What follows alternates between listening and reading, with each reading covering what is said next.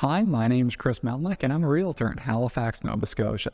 Today, I'm going to talk about backup offers. I've mentioned backup offers in the past, but now I'll actually explain it in detail and why it makes sense for the buyer and the seller. In short, a backup offer is an offer that you put in when you weren't the first winning offer, but basically second place.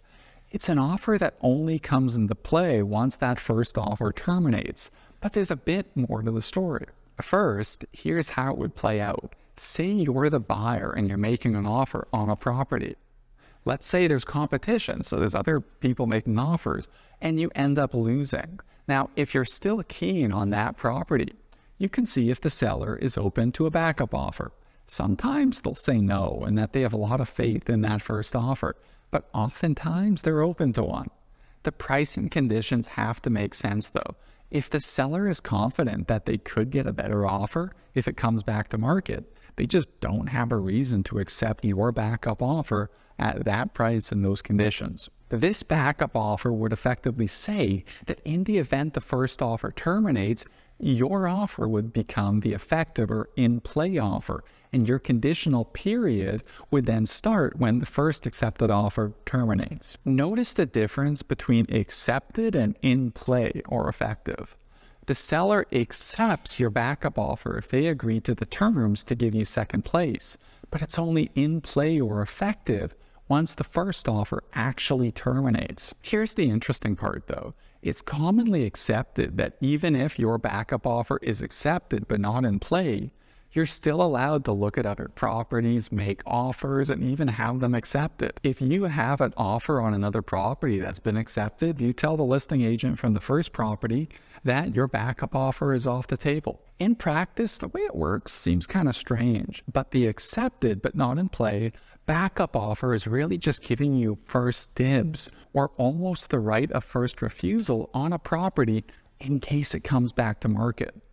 During the time that backup offer is not in play, you can still walk away with no penalties. It's obvious why this would be beneficial to the buyer. It gives you the possibility of buying the property at the price you wanted with no drawback. But why would the seller want this? Even though that backup offer is not guaranteed to still be around when and if that first offer falls through, it's still better than nothing. Having the possibility of a fallback option can put the seller's mind at ease, especially if they face the disappointment of the first offer falling through. The second reason a backup offer can be useful to sellers is to have leverage on that first group during the conditional period.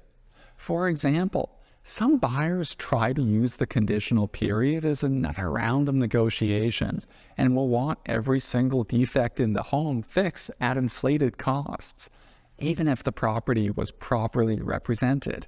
I would absolutely argue this is in bad faith, but it does happen. The buyer knows that if they back out of the deal, the home is partially stigmatized because it failed the home inspection and will potentially go for a lower price.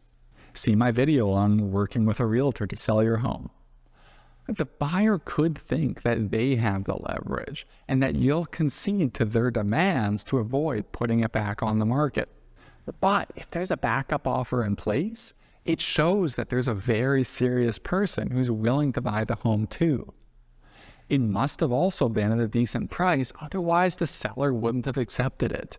Because of this, the seller's agent can say, well, if you don't want the home, we've got someone else who does. And now the seller has the leverage. And that's how a backup offer works.